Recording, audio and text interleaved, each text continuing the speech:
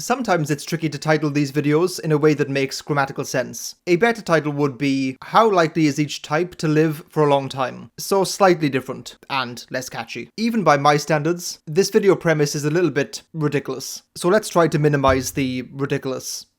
I'm not sure to what extent personality can be a factor on lifespan and longevity. It's probably underneath factors such as genetic, physical, and biological factors, that kind of stuff. But personality type probably has some kind of impact on the lifestyle choices you might make and simply your general outlook on life. How you deal with issues, what issues you're likely to encounter in the first place, and so on. So it does play some kind of part. So usually I have an unlikely category in these videos, but that might be slightly sketchy to include in this one. I don't want people suddenly living really risky lives because I said they're unlikely to live long, even though that could become a self-fulfilling prophecy, thereby making my predictions accurate. Okay, let's include it. Let's put the SE dominant types together. So ESTPs and ESFPs. So there is a subset of ESTPs and ESFPs that surely will live up to the most extreme stereotypes. More than any type, they are likely to express the sentiment of, or stress the importance of, living for the here and now. The future isn't guaranteed, so embrace, or as they would put it, devour the moment. When you have this mindset, you might be more inclined towards risky or reckless behavior, or as someone in the comment section once put it, not having empathy for your future self. Similarly, you might be more indulgent because you want to milk and maximize every experience. There's this recurring theme where the intensity with which you live your life negatively correlates with the longevity of it. Like when you burn the candle at both ends, it lasts half as long. But, as Christopher Hitchens once put it, it does give off a beautiful glow. So that's one side of the equation. The other side is simply that these types actually do enjoy life more than the average type.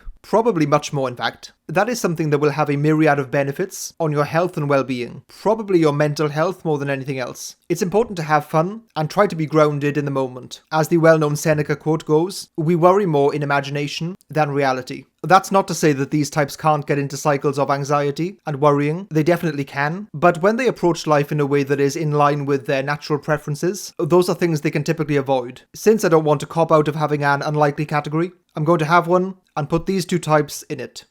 I would like to stress that I take no responsibility for any risk-taking behavior that results from this, unless there is financial gain, in which case I'll take 5% commission. Okay, ISTPs. In the past, I've described ISTPs in a way that amounts to them being pragmatic nihilists, paradoxical as that is. Maybe like people who are excellent survivors that don't care that much about actually surviving. Like quite a few types, I can see them going both ways on this one. I think that SENI axis in the middle of your function stack gives them a really nice balance. They can navigate the ups and downs of life very effectively. Even if it's not very pronounced in an individual ISTP, there is always that latent thrill-seeking and adrenaline junkie tendency or desire. Perhaps it's because they feel like they can navigate potentially dangerous situations well, or that there's some kind of attraction towards them. Although it is a stereotype, it is one for a reason, of ISTPs being the archetypical action heroes or daredevils. I think there is some kind of allure to challenging themselves in risky situations, which maybe can catch them out at certain points. Kind of a secret desire to live on the edge sometimes. I think those things balance out, so I'm going to put them in possible. Okay, let's do ISFP next. I often describe ISFPs as being more passionate, intense, and fiery than the descriptions often make out. They're not as meek and mild as they're often portrayed. On the one hand, I have this image of them regularly being out in nature, getting fresh air, keeping fit, living the good life long into old age, striking a healthy balance between embracing their SE in the moment and tempering that with NI. On the other hand, I have images of them in some wild situations, or living an unconventional artistic life, or just following their passions even into difficult situations. I think they can dance on both sides of that line pretty effectively, so I'll put them with the ISTPs in possible. Okay, the two NEDOMs, so ENTPs and ENFPs. These are a tricky one to place. I kind of want to put them down in the bottom category with the other two EP types, but I'm not sure. Here is my thinking behind it. Both of these types have SI as their inferior function, so to some extent it's devalued, or at the very least, they have a very contentious relationship with it. I've actually heard many times, from ENTPs more so, that they're conducting an experiment using their own bodies as the test subjects. That could be them experimenting with their sleeping cycles, or introducing some other kind of weird habit into their life. Both of these types can be somewhat imbalanced in that regard, to the point where they might not attend to health issues very quickly and will kind of just ignore them. They have a strangely high tolerance for discomfort, I think for the same reason. Both of these types are naturally quite chaotic, willing to take risks, willing to live lives that are very unconventional and experimental, wanting to push boundaries in many different areas. To them, life is not about taking the path of least resistance. Quite the opposite, in fact. So are ENTPs and ENFPs likely to live for a really long time? Based on that,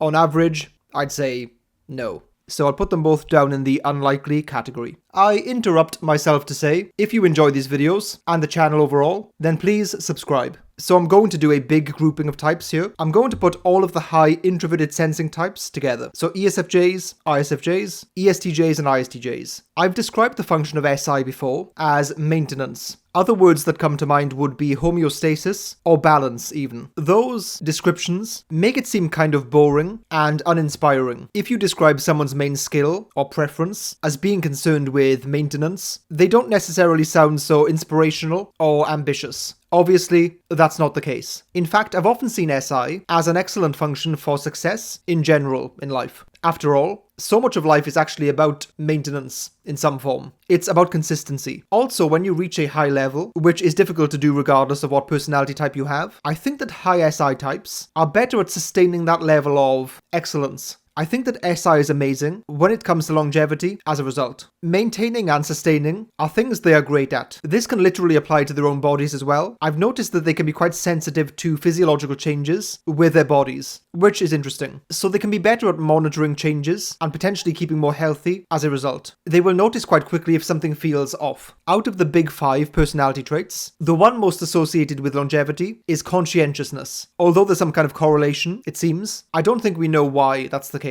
Conscientiousness is a tendency to display self-discipline, act dutifully, and strive for achievement against measures or outside expectations. It's related to the way in which people control, regulate, and direct their impulses. Highly conscientious people are often perceived as being stubborn and focused. People with low conscientiousness are more associated with flexibility and spontaneity, but can also appear as being sloppy and lacking in reliability. So high scores on conscientiousness indicate a preference for being planners rather than being spontaneous. I think all 4 of these high SI types are likely to be conscientious in some form. ISTJs and ESTJs do so because of their SI and TE combinations. TE desires organization, structure, systematizing, and ISFJs and ESFJs do so because of their SI and FE combinations. FE feeling a sense of duty to other people, wanting to follow through on their social obligations, or just obligations in general, and so on. I'm going to put ESTJs and ESFJs in the likely category, and ISTJs and ISFJs in the highly likely category.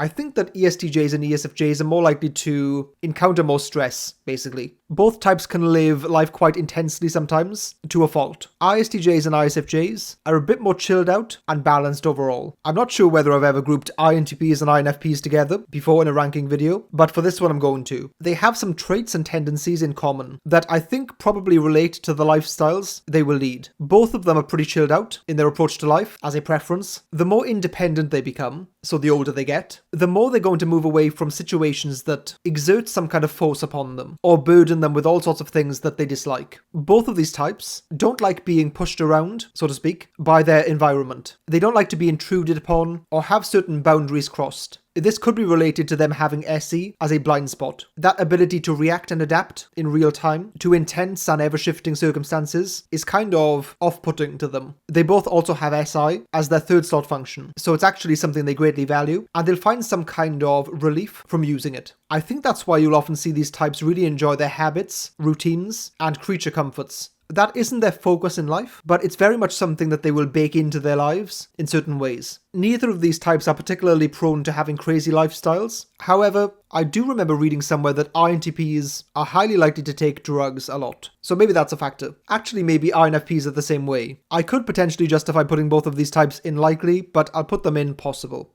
Let's put the NFJ types together. INFJs typically have 300-year-old vibes anyway, so maybe they are at the top just by default. I think as a general rule, I don't naturally associate them with risky behaviors or wild lifestyles. They have that imbalance when it comes to NI and SE, which could have some consequences on their physical health, but I'm not sure about that necessarily. As a general rule, I think that INFJs are going to have good relationships with people. Yes, there are definitely certain issues that reoccur for them in relationships, but if they are mature enough, those should be solvable. So cautious, typically healthy relationships, pretty conscientious, good at finding things to work towards, and having a sense of purpose and direction. I don't see many factors that are going to work against them actually, so I think I'll put them in likely. So ENFJs, on the other hand, are a bit more intense, I believe. That third slot SE is something they love to indulge in. I think they have more of a lust for adventure and excitement, and can be more indulgent in many areas of life. It's probably a stretch to say that they are overtly risk-taking as a trait, but they're much more likely to be that way than INFJs are. ENFJs also have some of the issues that ENTJs encounter when it comes to pushing themselves too much and running themselves into the ground. In the ENFJ's case, often on behalf of other people. Both of those types have SI as a blind spot function, so might lack that kind of self-maintenance that I associate with it. So I'm going to put ENFJs slightly lower down in possible. Okay, ENTJs. ENTJs are conscientious, which seems to be correlated with longevity. However, ENTJs are somewhat notorious for not looking after themselves in certain ways. This might strike people who know ENTJs as weird because they can be quite health conscious, such as keeping fit and working out, but then in other areas, they can push themselves way too hard and neglect certain TLC activities. So it's quite a double-edged situation for ENTJs. On the one hand, they're often going to work themselves into a powerful position in life and therefore might have an excellent lifestyle as a result, but at the same time, being workaholics is also something they are susceptible to. ENTJs aren't the types to simply stop working or slow down just because they've gained a certain level of success. So it's a dangerous and relentless game that they play. I'm going to put ENTJs in possible. Okay, INTJs. Well, they are probably the type most likely to concoct a devious plan to cure aging and live forever. So I guess that's plausible. One subcomponent of conscientiousness is the trait industriousness, which seemed to have a big bearing on longevity. INTJs are certainly industrious by nature. I feel slightly conflicted when it comes to INTJs though. I think I mentioned this on a previous video, maybe it was the dark side of the INTJ, that isolation is something they have to watch out for. They are very much prone to working intensely on the things that captivate their interest, sometimes bridging the gap between that and the people who might be receiving what they're working on, the audience, so to speak, is a challenge they have to contend with, which in turn can create a negative feedback cycle that makes them even more isolated. I feel like that is something that has a bearing on a person's lifespan. However, INTJs are very intentional and directional people who have a strong sense of purpose in life because they're always, in some form, searching for one. Having a reason to keep pushing forward in life is deeply important. I think the combination of them potentially neglecting their bodies and also potentially being isolated might offset the other things that they have going for them when it comes to living a long life. I'm going to put them in possible because I think those things balance out. If you would like this channel to live for a long time, then please hit the subscribe button. Also, if you're looking for a fun time and not necessarily a long time, feel free to join the Love Who Discord server.